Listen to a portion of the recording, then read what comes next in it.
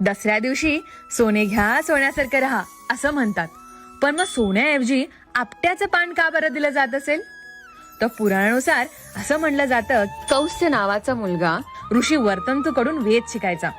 त्याला गुरुदक्षिणा द्यायची होती, पण गुरुनी माझ्यासाठी काहीही नको असं सांगितलं.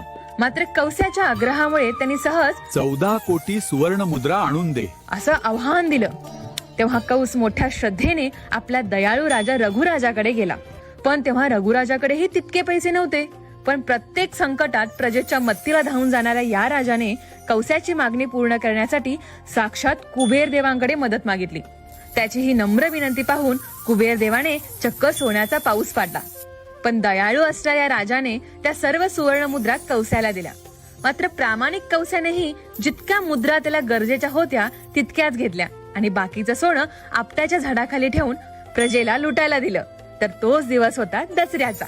आणि तेव्हापासूनच दसऱ्याला आपट्याचं पान सोन्यासारखं मानून एकमेकांना आदराने देण्याची परंपरा सुरू झाली. आजही बऱ्याच ठिकाणी मंदिरात आपट्याच्या झाडाची फांदी ठेवून सोने लुटण्याची प्रथा केली जाते.